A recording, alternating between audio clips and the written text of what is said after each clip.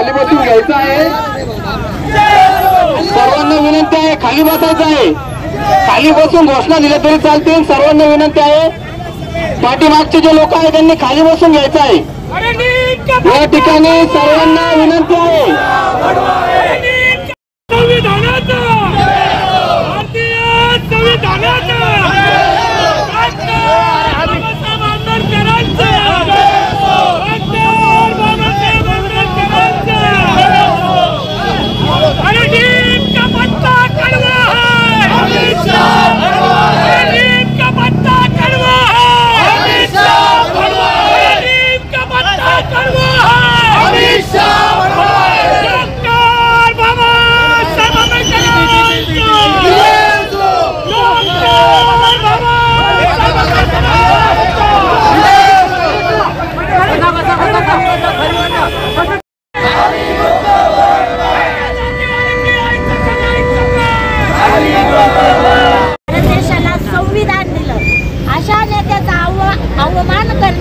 ही खूप खेदाची गोष्ट आहे। तर प्रथमतः मी अमित शहाचा जाहीर निषेध करते। तसेच ॲडव्होकेट सोमनाथ सूर्यवंशी यांची जी हत्या झाली, पोलीस यंत्रणेचा निष्क्रियपणा व पोलीस यंत्रणेवरील दबाव, ह्या गोष्टीचा लवकर सोक्षमोक्ष लागायला हवा। परंतु या गोष्टीला खूप विलंब होतो। बीडमध्येही संतोष देशमुख 15 वर्ष आदर्श सरपंच म्हणून तळून तडफदार सरपंचाला मारण्यात आलं। अतिशय वाईट रीतीने त्याची हत्या करण्यात आली, परंतु कुठेही तत्परतेने त्याला अटक केली जात नाही, गुन्हेगाराला पकडलं जात नाही, फक्त आश्वासन दिले जातात। ते कसं आहे या सरकारचं? सगळीकडे चोर तर चोर आणि वर शिरजोर अशा पद्धतीचे यांचे वक्तव्य आहे। पोलीस यंत्रणा असेल, यांचे मंत्री असतील, यांचे सर्व अधिकारी असतील, कुठेही दखल घेतली जात नाही विरोधकांची। सत्तेचा इतका गैरवापर चालू आहे, ही सर्व सत्ताधीश निर्लावलेले।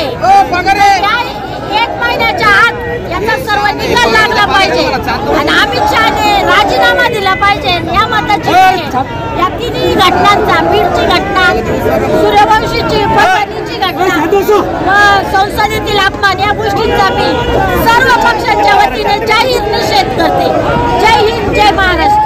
आज आपण राहतात सर्व भीमसैनिकांचा, सर्व पक्षी नेत्यांचा मनापासून अभिनंदन करतो की देशामध्ये तसेच राज्यामध्ये झालेल्या घटना आहेत, त्या घटनेचा निषेध करण्यासाठी तुम्ही सर्वजण एकत्र येऊन सर्वांनी एकी दाखवल्याबद्दल तुमचं मनापासून अभिनंदन करतो। आणि मुख्यतः म्हणजे जे परभणीचा हत्याकांड असेल, बीडचा हत्याकांड असेल, या हत्याकांडाचा निषेध जेवढा करावा कमीच आहे, परंतु यापेक्षाही पण संसदेमध्ये जी संसद बाबासाहेबांच्या संविधान चालते, त्या संसदेमध्ये अमित शहा सारख्या गुंडासारख्या माणसांनी जी भूमिका मांडली बाबासाहेबांबद्दल, तो द्वेष व्यक्त केला, त्याचा निषेध जेवढा करावा तेवढा कमी आहे।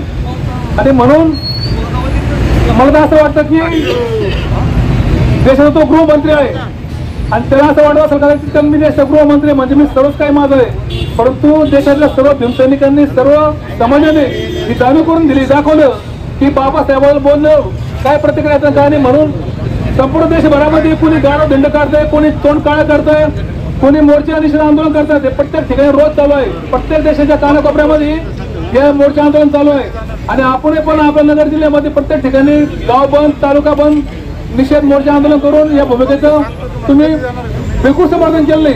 आणि म्हणून मी पण जिल्हाधिकाऱ्यांच्या वतीने या तुमच्या आंदोलनाला पाठिंबा देतो आणि या घटनेचा निषेध करतो आणि थांबतो। जे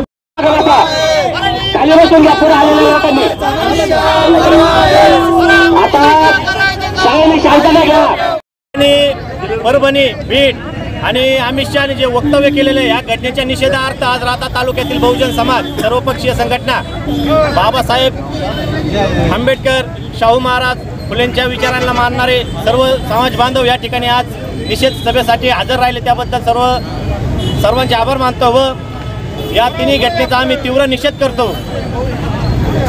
जे परभणी या ठिकाणी संविधानाची विटंबना करून आमचा जो कार्यकर्ता होता ॲडव्होकेट सूर्यवंशी यांचा जो पोलिसांनी निर्गुण हत्या केलेली आहे, त्या घटनेमध्ये ज्या पोलीस अधिकारी असतील त्यांना निलंबित करून त्यांच्यावर 302 प्रमाणे गुन्हे दाखल करावे व त्याच्या कुटुंबातील भावाला कुठल्याही व्यक्तीला गव्हर्नमेंट जॉबमध्ये सर्व्हिसला घ्यावे ही आज आमच्या निवेदनामध्ये मागणी होती. व बीड या ठिकाणी जे देशमुखवर अमानुषपणे हल्ला झाला आहे त्याच्यामध्ये जीव गेलेला आहे.